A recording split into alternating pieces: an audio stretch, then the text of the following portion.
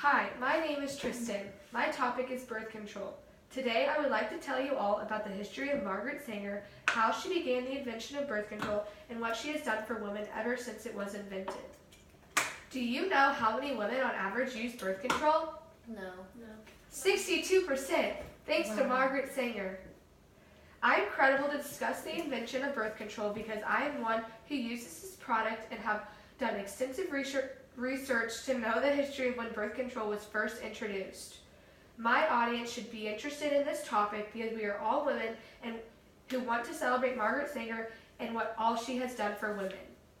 In this speech, I will be discussing who Margaret Sanger was, how she invented the pill, and the impact she made on society. First, let's hear about the lady herself. Margaret Sanger is an activist and social reformer who revolutionized the way women perceive their bodies, according to biography.com, titled Margaret Sanger, published on April 28, 2017. Sanger began her career as a controversial columnist and nurse in New York City. Margaret worked at a small clinic in a poor neighborhood of Lower East Side that was plagued with women who had taken distinctive measures in attempts to end their pregnancies.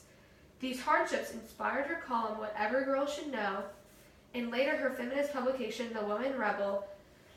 This publication promoted women's reproductive rights, especially the right to birth control. Sanger spent the rest of her career pushing for women's rights legislation and opening clinics for women. In England, she could continue her lifelong journey to make birth control a reality for all women in America. She strived to find the magic pill to curb unwanted pregnancies and based her goals off the belief that no woman can call herself free when she can choose consciously whether she will or will not be a mother. After being arrested for her clinic, she established the American Birth Control League, the Birth Control Clinical Research Bureau, and the National Committee on Federal Legislation for Birth Control. The goal of these organizations was to advance women's rights through new legislation and legal clinics. All of Sanger's hard work would pay off. After years of research and advocacy, Sanger helped invent the first oral contraceptive in 1960. Margaret's dream of the magic pill became a reality. Sanger recruited reproductive expert Gregory Pincus to help formulate the birth control pill in the 1950s, and the contraceptive became a reality at the end of the decade, says Esther Katz from AmericanBiography.com, published on June 16, 2017. The hormone pill was approved by the FDA in 1960, even though birth control was still illegal.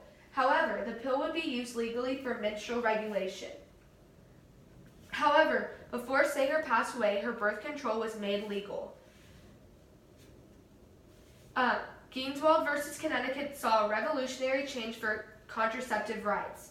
The Supreme Court made birth control legal for all married couples. By 1967, nearly 13 million women worldwide were relying on Sanger's pill, according to John Knowles of PlannedParenthood.com. Thanks to Margaret Sanger, women's reproductive health changed forever. Without Sanger, women would experience Stone Age treatment. Sanger's invention made it possible for women to be in control of their bodies and their lives. It's hard to imagine a world without birth control, as it was a huge advancement for society. Infant and maternal mortality rates decreased, and women felt more powerful and free. The creation and use of birth control influenced the second women's rights movement of the 1970s, where women demanded more rights and equality.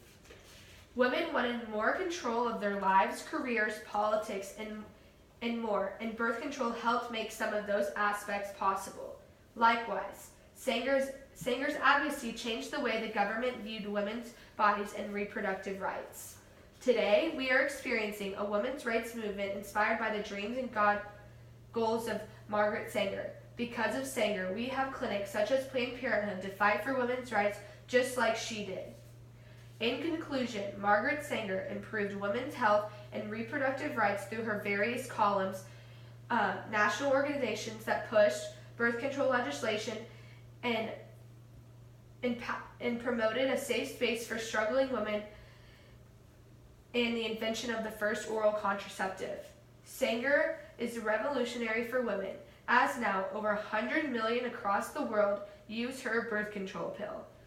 All women have Sanger to thank for the freedoms and rights we experience today.